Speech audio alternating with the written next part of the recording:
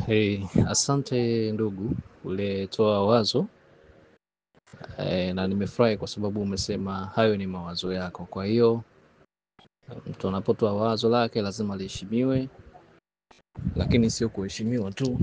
Kama kuna namna ya kuweza kuliboresha au kuna namna ya kuweza kulitolea ufafanuzi zaidi, mtu unaweza ukafanya hivyo.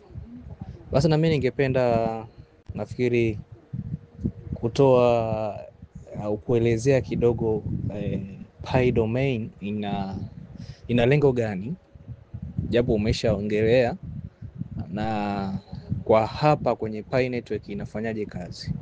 Kimsingi huu ni mnada kama ulivyosema wa kuuza domains mbalimbali, na ninafikiri kuna internal arrangement, yani kuna utaratibu wa ndani ambao tayari ulishawekwa na team, yani Pi core team. Kwanza kabisa kuanzia wale ambao ni makampuni makubwa sana, na ninafikiri lazima watakuwa walifikia mwafaka huo. Kuna uwezekano mkubwa na kuna viashiria vikubwa sana kwamba kinachotengenezwa sasa kwenye Pi ecosystem ni kitu kinachoitwa liquidity. Liquidity ni pamoja na kutengeneza demand. Demand ni pamoja na kuionyesha matumizi ya Pi network jinsi gani yanaweza yakafanya kazi katika jamii ya wanapai na katika dunia nzima. Sasa kwa akili za kawaida sana, hizi ni za kawaida, akili yangu mimi na ya mwingine na ya nani mwingine ambaye anafahamu hii, tunaichukulia tu kama vile biashara. Tunaichukulia kama vile biashara. Tumeona ni jinsi gani ambavyo external connectivity imeathiri kwa kiasi kikubwa sana taratibu na mafanikio na mipango mizima ya Pi ecosystem.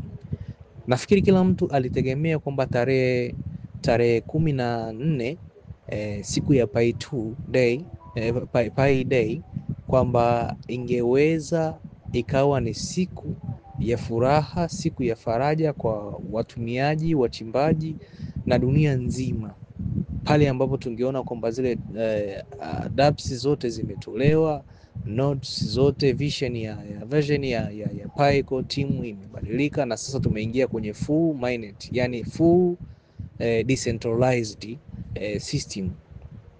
Lakini kabla ya hiyo, mbali na kwamba kuna elimu nyingi ziliwahi kutolewa kipindi cha nyuma, core team mwenyewe kupitia hata GCV ambassador, kupitia watu wengi sana waliwahi kusema, wakasema kwamba tunachofanya sasa na kilichochelewesha mradi ni kwa sababu mradi huu si kama miradi mingine, na kuna wasiwasi wa kufunguliwa kwa mradi mapema kukaleta athari za kuto kufanikiwa kwa mradi kwa vile ambavyo ulikuwa unakusudiwa. Na tukaambiwa kwamba tujitahidi sana kuwa na uelewa wa pamoja, tushauriane na community ya Pi na watu ambao hawajajiunga na Pi bado, na wale wanaoendelea kujiunga, tushauriane kwa pamoja kuwa na common understanding, yani kuwa na uelewa wa pamoja kwamba Pi ni nini. Sasa kitu kibaya kama vile ambavyo core team walikaa na kuwa wana wasiwasi na vitu hivyo, ni kweli vimetokea. Wao waliwaza wakasema kwamba ikiwa mradi huu utaanza haraka, ikiwa kwamba tutaanza haraka kuingia kwenye full decentralized, na Pioneer wakaanza kutumia Pi katika matumizi yao, yako uwezekano mkubwa wa kufeli kwa mradi kwa sababu ya watu wanaohujumu jitihada za Pi core team. Sasa ikawa ni mojawapo ikawa ni kwamba sasa kama tunataka kutengeneza utility token, sarafu ya matumizi ya kila siku au digital currency ambayo tunahitaji sisi kwa tunaitumia kila siku, kwanza cha kwanza ni lazima iwe na thamani ambayo inaweza ikaaminisha jamii kwamba inafaa kwa matumizi. Huwezi kusema unaingiza Pi sokoni kwa $2, $3, $10, hata $100, alafu ukasema ni utility token. Hapana, ni kitu ambacho hakiwezekani. Ili iwe utility token lazima iwe na thamani kubwa. lazima iwe na thamani kubwa, hata kuanzia dola 200,000 mpaka 300,000 mpaka milioni huko, ndo inaweza ikawa na maana kubwa ya utility token.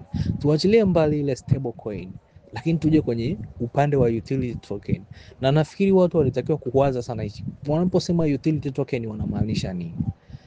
Niliwahi kutoa voice note moja nikasema, kwenye upande wa Pi network ukisema iingie sokoni na iwe utility token kwa gharama ya dola labda 10, 20 au 1 au 2, 3 au 0 ngapi, kama watu walivyokuwa wanasema lazima ianze chini ndio iende juu, mimi sikukatalia, kwa sababu wao waliangalia traditional cryptocurrency ambazo zimewahi kuanzishwa, kwamba lazima zinaanza chini, zina create liquidity, then zinapanda, zinaenda, zinashuka, zinapanda, kwa sababu zinaweza kuwa traded, yani zinaweza zikashuka na kupanda, na hiyo ndio inayotengeneza faida katika soko. Nikawauliza sasa, kwenye white paper ya Pi imeeleza kabisa kwamba Pi it's a utility token, ni sarafu inayokusudiwa kuwa ya matumizi ya kila siku. Sasa tujiulize swali, mimi, wewe na wengine wote, kwenye total supply kwenye tunasema ni total market, yani Pi zote zilizopo kwenye mradi huu wa Pi network ni fixed amount ambazo ni bilioni 100. Sasa tukisema kwamba bilioni 100 Pi hizi zote ndizo zoko kwenye kuchimbwa, zinatakiwa zichimbwe, lakini pia core team wakaweka mgawanyo wa namna ambazo Pi hizo zitakuwa zinatumika na zitakuwa zinachimbwa. Ukiangalia kwa haraka, si thamani yote ya Pi imechimbwa au imeruhusiwa kuchimbwa na pioneers. Kuna ambazo zimekuwa ziko reserved, kuna ambazo zinaenda kwa community na kuendelesha mradi, yani zile daily expenses za mradi huu wa Pi, lakini kuna ambazo zitaenda kwa jamii kwa ajili ya kusaidia vitu mbalimbali na misaada nyingi. Kwa hiyo unaweza ukaona kwamba zile bilioni 100 zilizotengenezwa, sio kwamba zote zitakuwa owned na pioneers. Kuna mambo ya rewards, kuna ambao watapata hizi coins kwa upande wa rewards, kuna ambao watapata kwa upande wa kuchimba na vitu vingine kama hivyo. Sasa tujiulize, leo Pi imeingia sokoni na dola 2, 3 au 4 au 5 au 100. Tujiulize, je, inaleta maana ya utility token kwa ipi? Mfano nilipiga hesabu kwamba tuseme kwamba Pi coin ikaingia sokoni na dola 2 na ndo ikawa ndo thamani yake, kwamba na imesharuhusiwa kuwa utility token. Hivi mimi naenda kununua kiwanja, let's say kiwanja, tusongelee magari, let's say kiwanja, naenda kununulia kiwanja kwa maisha ambapo binadamu yeyote anatamani maisha mazuri, ataenda kununua kiwanja sehemu nzuri, na sehemu nzuri gharama ni kubwa. Kiwanja cha milioni 20, milioni 70, milioni 80. Hebu niambie, utaenda kulipa Pi ngapi ikiwa thamani ya Pi ni dola 2, dola 3, dola 4, dola 5, dola 6 au 10 au 20? Utalipa Pi ngapi ili kuthaminisha thamani halisi ya kile kiwanja? Nikaja nikajikuta mfano sasa hivi Pi coin ina thamani ya dola 2, tuseme let's say ilifika all high ni dola 2. Sasa ninataka kwenda kununua kitu chenye thamani ya dola 200,000. Maana yake nitatumia coin dola 100,000 kununua kitu chenye thamani ya dola, nitatumia coin 100,000 kununua bidhaa au kununua bidhaa yenye thamani ya dola 200,000. Nafikiri mmeelewa hapo sasa. Sasa turudi kwenye total community au total pioneers ambao wamejiunga, wamejiengage na wamekuwa verified kwa ajili ya matumizi ya hii coin, ni almost zaidi ya milioni 60. Sasa jiulize, hao watu milioni 60 wakaenda sokoni labda kwa siku moja wote, wakaenda kununua bidhaa. Tujiulize ni kiasi gani cha Pi kitatumika katika manunuzi yao, na je, baada ya kutumia hicho kiasi, je, kinatosha yani supply ya hiyo coin inatosha kuwa endelevu katika matumizi, au ni baada ya kufunguliwa na kuanza kutumiwa baada ya muda inapotea sokoni, inaenda kwa wafanyabiashara wakubwa. Kwa hiyo hawa sisi watumiaji au wateja hatuna tena Pi, maana yake itafeli. Ndo hiyo inaleta maana ya kwamba Pi coin inatakiwa kuwa na thamani thabiti inayoweza kuhalalisha au kujustify ile filosofia ya utility token. Lazima iwe na hiyo utility token, thamani yake iwe kubwa, na ndio maana watu walikaa chini wakaangalia. Ndio maana nasema huu mradi ulianza kufanyiwa kazi, yani hata kabla hujawa implemented, yani wakajua kabisa kwamba tukifanya hivi basi tunatakiwa hichi kitu kiwe na thamani ambayo kweli mtu akiwa na thamani ya Pi moja aweze kuutilize, lakini isilete failure, kwa sababu unapoleta kwa thamani ya chini italeta failure tu. Hata kama unasema kwamba Pi itapanda thamani, watu hawawezi kuona thamani kama kitu kinaweza kikaingia sokoni baada ya mwezi mmoja, baada ya miezi miwili, supply yote imeisha, imeenda kwa wafanya biashara. Kwa hiyo maana yake utaipataje kwa wafanya biashara? Inatakiwa ikae kwa watumiaji ili wafanya biashara waipate. Ikikaa kwa wafanya biashara, wataweka tu kama reserve zao kuweka kule, yani kwanza itakuwa na maana, kwa sababu unakaa nayo ili iweje? Lazima iwe na circulate. Sasa ili circulate lazima ikae kwa watumiaji, yani sisi wateja ndo tunatakiwa tukae nazo, na wale wazalishaji au makampuni wazipokee kutoka kwetu, lakini bado sisi tukiwa nazo, yani rich hawa ambao wanaotumia yani sarafu iwe kwa wingi kwa watumiaji, kwa wateja kuliko kwa wafanyabiashara, ili wafanyabiashara wahitaji, na ili iwe kwa watumiaji au kwa wateja, ni lazima iwe na thamani kubwa, ili akitumia mteja isiishe. Kama inaisha, isiishe kwa haraka kiasi hicho. Kwa hilo ndo lengo la koti. Sasa baada ya kufungua open network, kilichotokea, kwa sababu sisi hatukuweza kufata yale maelekezo ya Pi coating na maono yao na vile ambavyo walitamani iwe, sisi tukaamua kutransfer coin zetu, badala ya kuzihold kule, zingeenda chache sana, yani zingeenda chache mno, na hiyo ndo ingedetermine kwamba thamani ya Pi inaanzia pale. Lakini sisi tukapeleka mamilioni kwa mamilioni ya Pi zetu kwenye exchange, baada tu ya kuambia kwamba external connectivity sasa ni wazi. Lakini ni wazi, je, itafanyaje kazi? Hatukuwa tunao mwongozo, na tulishaambiwa kwamba utility token ya Pi itatumika kwenye ecosystem, ambapo tutatengenezewa urahisi wa kuwekewa, kukutanishwa na wafanyabiashara na bidhaa mbalimbali katika ecosystem ya Pi. Lakini sisi tukakimbizia kwenye exchange tukijua kwamba tunafanya vizuri, kumbe tulikuwa tunakosea. Sasa zimeenda kule mamilioni ya Pi na zimeanza kuwa traded kule. Watu walitegemea waione $3,14,159 kwenye exchange, kitu ambacho hakiwezi kutokea. Exchange hakuna utility apps, hakuna makampuni ya kuweza kunuuza na kununua bidhaa. Sasa wewe umepeleka kule, ulitegemea nini? Naamini kwamba watu wengi walikuwa na zile tamaa ya kwenda kubadilisha haraka haraka na kuanza kupata faida ya hapo, wakati kwenye white paper ya Pi Network imeeleza kabisa kwamba Pi is not a free money, kwamba ulichimba tu alafu unakimbilia kule. No, wewe umeoffer nini kwenye Pi ecosystem?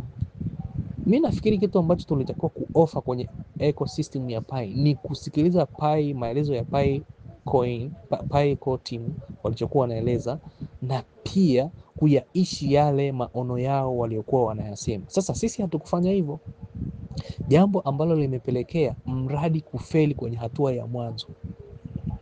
Na tushukuru Mungu kwa sababu core team waliona bora waruhusu exchange chache, tena ambazo si maarufu sana,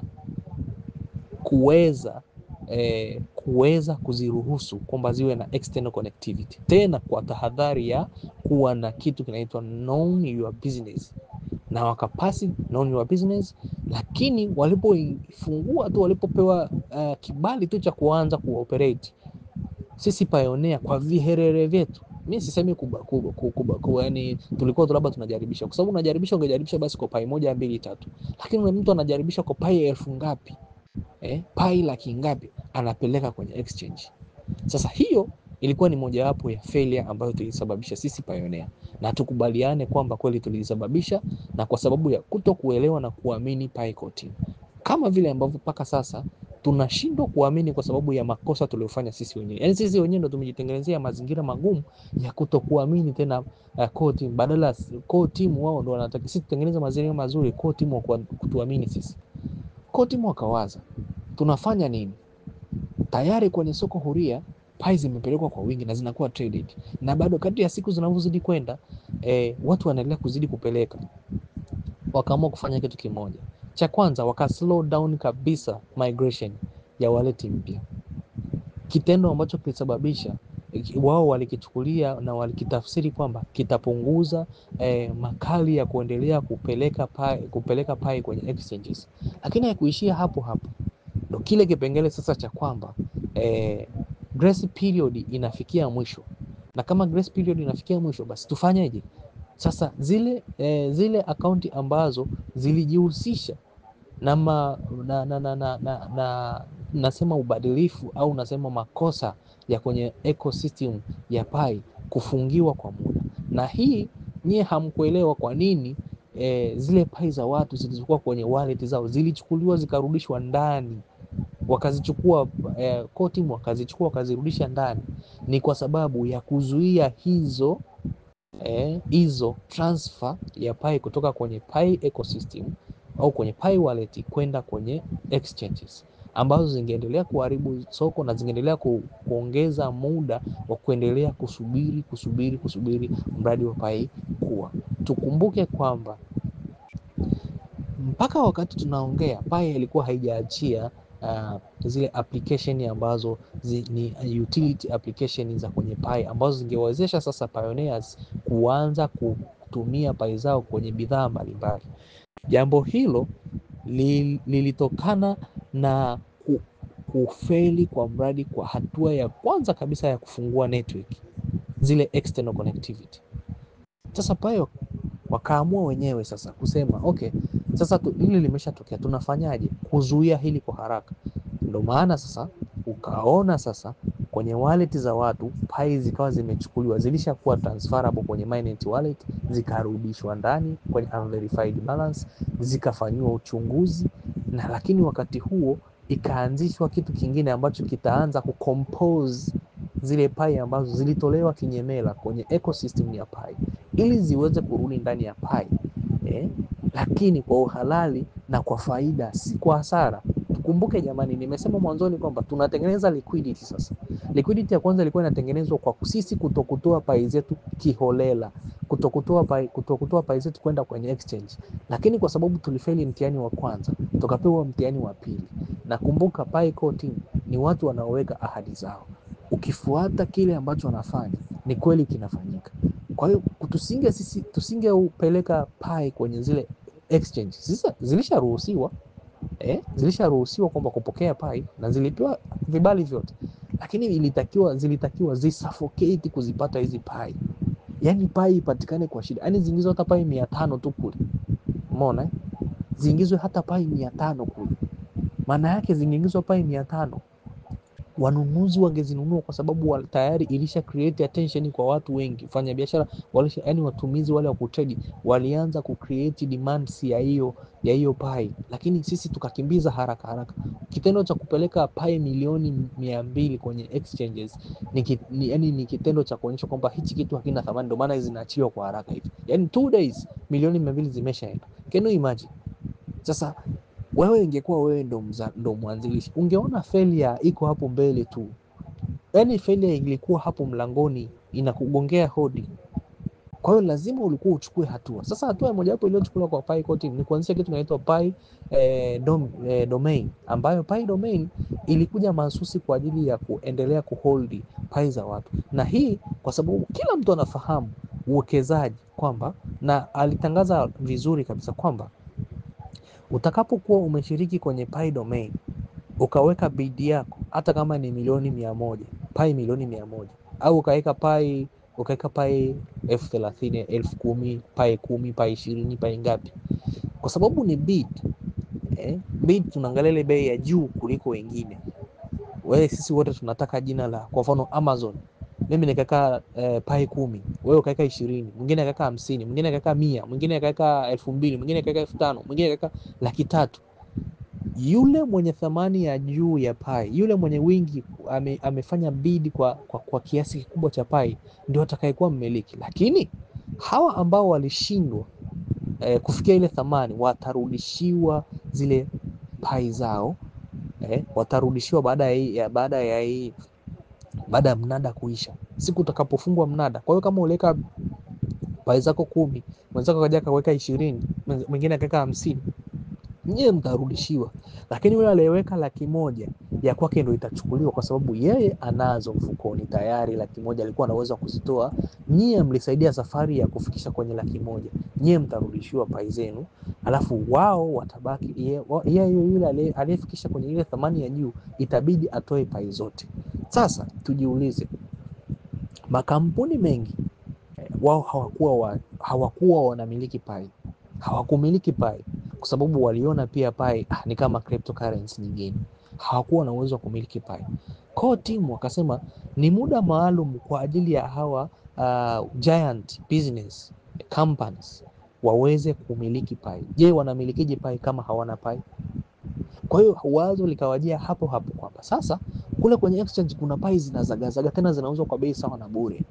Nyie mnaweza mkatumia $10,000 au $1,000 kununua Pi zozote unazotaka, na uwezekana kweli kuna mtu alitumia $500, alitumia $1,000 kupata Pi zake kadhaa, akaja amezi own. Sasa je, ameshazi own Pi, na mradi wa Pi ulikuwa unamhitaji mfanyabiashara kuwa na Pi ili aweze kutumia, tuweze kumtambua katika ecosystem ya Pi network, aweze kufanya malipo, aweze kupokea, aweze kutoa bidhaa kwa mfumo wa Pi, lakini awe na umiliki wa bidhaa yake ndani ya Pi. Ndio maana sasa kukaanzishwa kwa hii Pi domain, na kweli wafanyabiashara wakubwa wakaenda kwenye exchange wakanunua. Tuliona siku ya kwanza, siku ya pili, mpaka exchange zinawaomba wa Afrika, sisi wanatuona kama mabogas, kwamba tuende tupeleke Pi kule, wao watanunua, watatoa rewards. Wewe uliona wapi hicho kitu? Na ninashukuru Mungu sana kwa sababu kiukweli hata kama bado kuna watu wanaendelea, lakini kiukweli asilimia kubwa ya Waafrika walishtuka kwa sababu kauli za kibaguzi zilizotolewa na exchange pamoja na baadhi ya watu ambao ni majiant.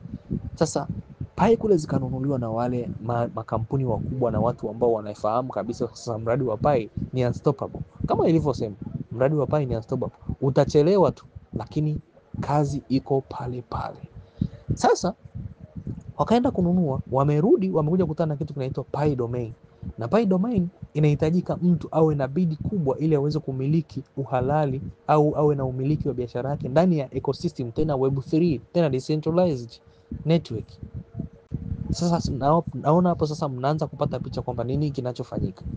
Kwa hiyo wakaenda kununua, wamenunua, wamerudi. Na ndio maana ukiona mtu ameweka bid ya dola, bid ya Pi 1,000, bid ya Pi 30,000. Nimesikia Amazon wameweka bid ya Pi 30,000. Kwa hiyo na nafikiri labda wanaweza kaongeza baadaye, huwezi kujua. Inawezekana kuna mtu anaweza akanunua zaidi ya hapo. Kwa hiyo maana yake kitendo cha kumiliki Pi 30, F30 kwenye blockchain ya Pi au kwenye ecosystem ya Pi network, maana kumbuka zilikuwa nje na sasa zimerudishwa ndani kwa mfumo mwingine, mfumo wa mnada, mfumo wa Pi domain. Sasa maana yake ni nini? Kinachotengenezwa hapo ni liquidity. Kitendo cha thamani ya Pi kuwekwa tu pap, ndio utaelewa kwa nini Pi core team walileta kitu kinaitwa Pi domain. Sasa niulize, leo kampuni imenunua Pi F30 kutoka kwenye exchange, imeleta ndani kwenye ecosystem ya Pi, alafu mwisho wa siku thamani ya Pi, ile stable, ile utility value ya Pi inatolewa wazi jiulize, kampuni hiyo itaacha kutoa huduma kwa kutumia malipo ya Pi? Jibu mimi na wewe tunalo, ni kwamba ni kitu ambacho hakiwezekani. Umeona, lazima watakimbilia kutoa nini? Kutoa thamani, kutoa bidhaa, kufanya malipo kwa thamani ya Pi, na hiyo ndio inayotengeneza liquidity. Kwa hiyo zile kule ndani zimeshashikwa, yani zinarudi kwenye, yani kama vile Pi core team wanazirudisha kwao, wanazi own tena, kwa sababu umenunua Pi domain kwa Pi F30 ambazo thamani ya Pi moja ni $3,14,159 kama thamani ya Pi moja. Kwa hiyo tayari ile ni liquidity iliyowekwa ndani ya ecosystem ya Pi. Lakini si Amazon tu, tumeona kuna Tesla, tumeona kuna Toyota. Sasa hapo kwenye kwamba mimi nanunua sasa naenda kununua Pi domain, mimi naenda kununua Pi domain yenye jina la Toyota. Maana yake ni nini? Toyota tumeambiwa kwenye zile apps zilizoko tayari wao wamo mule ndani. Sema hatukuambiwa kwamba wao wamebidi kwenye hiyo jina la Toyota. Na sisi kazi ya Pioneer ni nini? Kuendelea kuipandisha thamani ya Pi. Mimi ndo maana wamesema kabisa uanze na Pi 10, wakitaka kabisa huyu mtu ambaye yeye ana thamani ya chini kabisa, yani yule mchimbaji ambaye yeye ana Pi chache kabisa kuanzia ya 100, 250 aweze kununua. Sasa mfano amenunua leo na Toyota labda hakuona umuhimu wa yeye kuwa na Pi domain kwenye ecosystem ya Pi, maana yake yeye ni kama vile amewekewa kikwazo fulani, yani itabidi atumie njia kubwa sana, atumie wingi mkubwa sana wa kuweza, kwa sababu lazima wao wawekeze kwenye ecosystem ya Pi ili waweze kutoa faida. Sasa wanawekezaje? Lazima umiliki Pi domain kama mdhamini wako kwenye uwekezaji. Pi domain huku Pioneer alishanunua kwa $100, amenunua kwa $200, $500, $100, yule Toyota akija atanunua ile Pi baada ya occasion hiyo kufungwa. Sasa maana yake baada ya mnada kufungwa, ikatokea labda Pioneer wa kawaida ambaye sio kampuni ya Toyota akashinda ile bid, akashinda ule mnada, maana yake umiliki wa Toyota.Pi utakuwa kwa Pioneer. Sasa huyu kampuni atakapokuja kutaka kufanya kumiliki domain ile kwenye ecosystem ya Pi ili aweze kufanya kazi zake kwa urahisi, ndo atakutana sasa na wewe ambaye unamiliki, mnakubaliana sasa. Hapo kwa timu yeye hayupo tena, mnakubaliana nyewe wawili kwamba okay, mimi ninunulie kwa $1,000, sasa wewe mimi nataka unilipe kwa $3,000 au $4,000 au $5,000. Toyota itabidi wakulipe, na wakati huo thamani ya Pi itakuwepo. Kwa hiyo inamlazimisha Toyota kuja kufanya bid sasa hivi, kuja kufanya mnada huo, kununua hilo jina sasa hivi, wakati bado ana uwezo. Sisi kuna siri kubwa sana imejificha ndani hapa. Yale majina yote ambayo ni ya makampuni makubwa, inawezekana tayari makampuni wameshaweka thamani zao za juu, au wanasubiria kabisa kuona kwamba je, unajua kuna kuchelewa sio kukawia. Yani chelewa, wanasema chelewa utafika tu, lakini utafika kwa kuchelewa. Unaona, yani utafika lakini utafika kwa kuchelewa. Lakini hiyo chelewa ya haya makampuni, kumbuka nao ni wafanya biashara. Kuna maanalisti wako kule wana analyze issue nzima inavyoenda.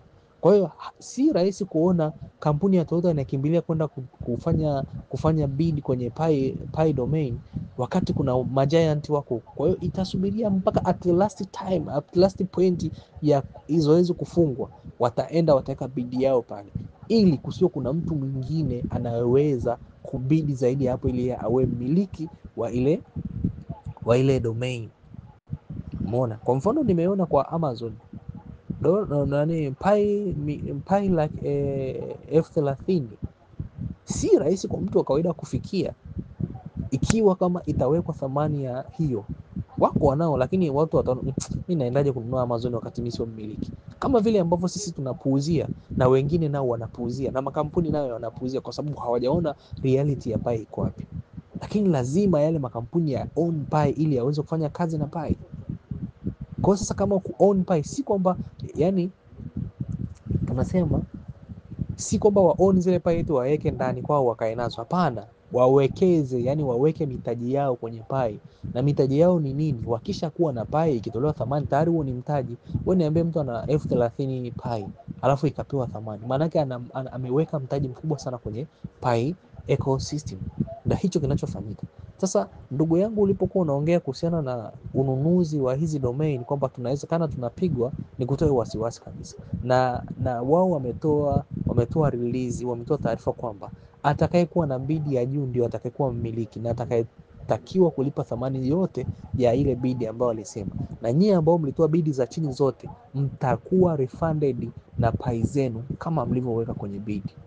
Labda kitu ambacho kitafanyika ni kukatwa tu ile transaction fee, yani ile tunasema transaction fee, ambayo sasa sijajua kama ni ile ya 0.01 au ni ile ambayo ilitolewa tulikuwa tunaiona kule kwenye GitHub ambayo ni ya 0.000 tutajua hapo baadaye, lakini zitarudishwa pai zenu kama walivyosema kabisa. Waliochukuliwa pai kwenye wallet zao ambao walikuwa wameshapata migration zitarudishwa, na kweli leo mmeona kwamba kuna watu wameanza kuona zinarudishwa.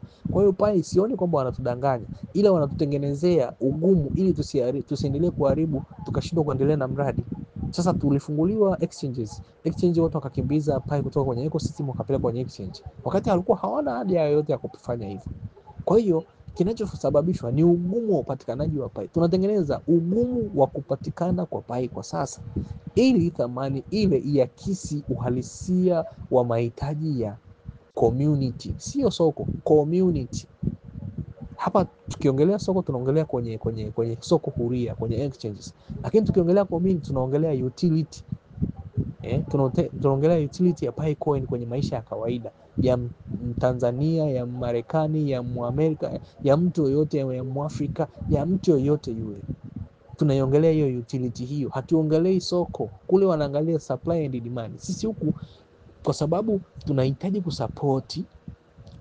kusapoti thamani yetu ionekane na uhalisia, tunatengeneza uhaba wa pai ili kwenye exchange, kwenye external connectivity irealize, ili community irealize kwamba pai it's a valuable thing. Sasa ili kufanya hivyo lazima tutengeneze mechanism, lazima tutengeneze mfumo wa kuweza kuziabsorb hizo pai zinazozagaa huku kwa hao ambao wamezipeleka wakifikiria wanafanya sawa, kumbe hawafanyi sawa. Tuziabsorb zirudi kwenye ecosystem, alafu zikisharudi kwenye ecosystem tuzitengeneze mfumo wa kuzibana zisitoke hovyo hovyo.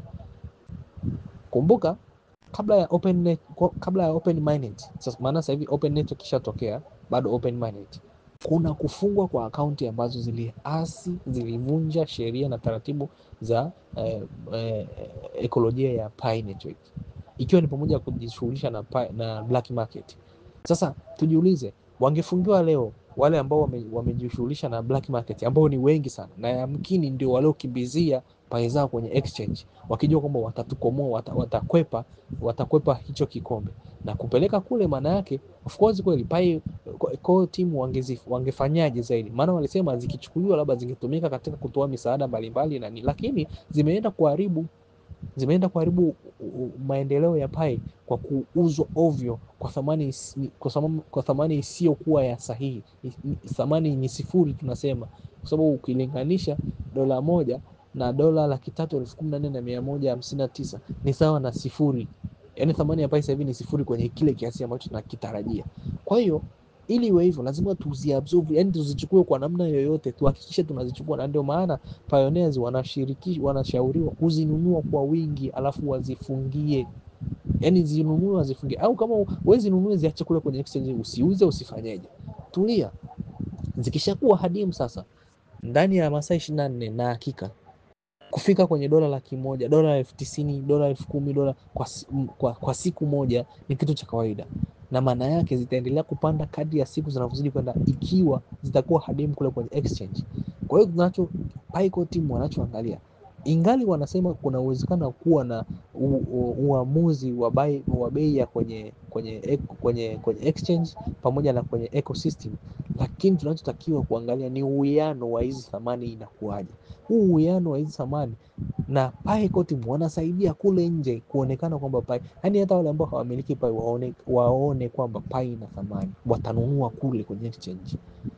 Wale ambao hawajui kutumia hawawezi kumine, kwa sababu kwanza sasa hivi kumaini ni ngumu sana.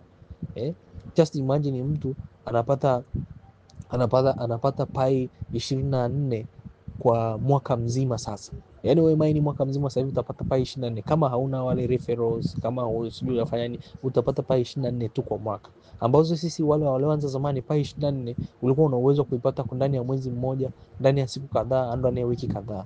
Sasa unaweza kuona ni namna gani ambavyo core team wanajaribu kutusaidia. Kwa hiyo mimi niwatolee hofu pioneer wenzangu, niwatolee hofu. Haya ni mtazamo wangu, lakini mimi huwa ni mtu ambaye napenda kukaa pembeni, niangalie kwanza kinachoenda na kukihusishanisha na uhalisia wa kawaida. Tunapotengeneza uhaba wa hizi pai, tunatengeneza thamani ya nje ya pai ecosystem, lakini ndani ya pai ecosystem tunatengeneza tunatengeneza uhalisia wa thamani ya pai unatoka wapi. Tusiogope kuona haya mabadiliko yanayotolewa na pai core team. Wanajaribu kuangalia kila njia ya kufanya thamani ya pai kuwa thabiti, thamani ya pai kuwa na uhalisia. Na wale ambao wanaona kwamba pai haina uhalisia, realize, wajue kwamba pai kweli ni kitu cha ajabu. Kwamba kitu cha ajabu kivipi? Kwamba kimeweza kutimiliza maono yake na ule msimamo wake kwamba pai ni utility token. Jamani, utility token haiwezi kuwa na ya shilingi 2.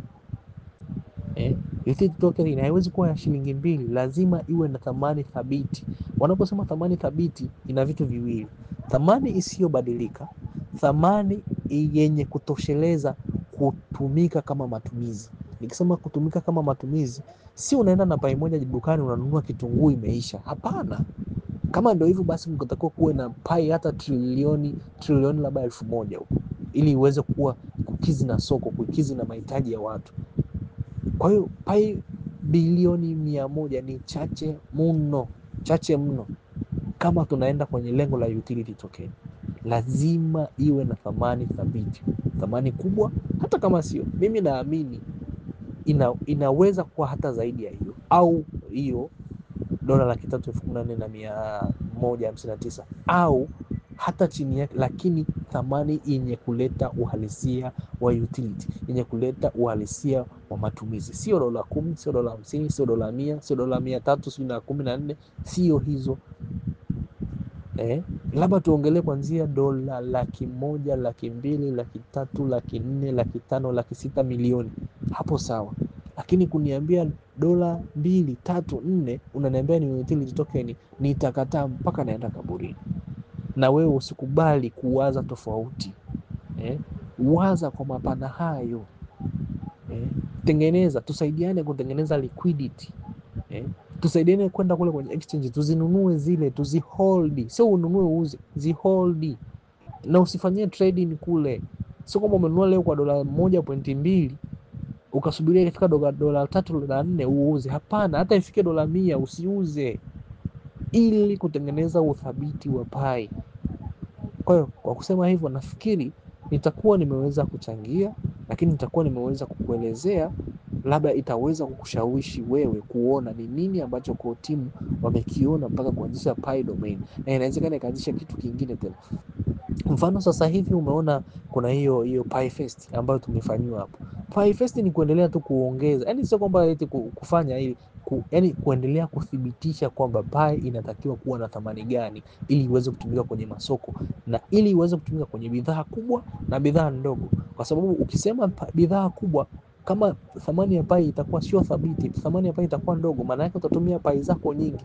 Tuashumu watumiaji wengi wana Pi kuanzia chini ya 1,000, yani wana 500, wana 200, na wengi wana 100 kushuka chini. Sasa kama una 100 kushuka chini, leo anaenda kununua utility gani? Anaenda kununua bidhaa gani? Gari, kwa mfano hata simu, utakuta anatumia Pi zake zote kununua simu, alafu anabaki na nini sasa? Kwa hiyo haina uhalisia. Uhalisia utabaki pale ambapo Pi inaweza kujisimamia yenyewe, kuwa na thamani thabiti, kuweza kutumika katika manunuzi ya bidhaa mbalimbali kubwa na ndogo, kuweza kutumika kwa maskini na matajiri, ili kuweka usawa wa matumizi na usawa wa thamani ya Pi kwenye maisha ya kila siku. Lazima Pi iwe na thamani kubwa. Basi kwa kusema hivyo, niwatakie usiku mwema ndugu, nafikiri mtakuwa mmenielewa.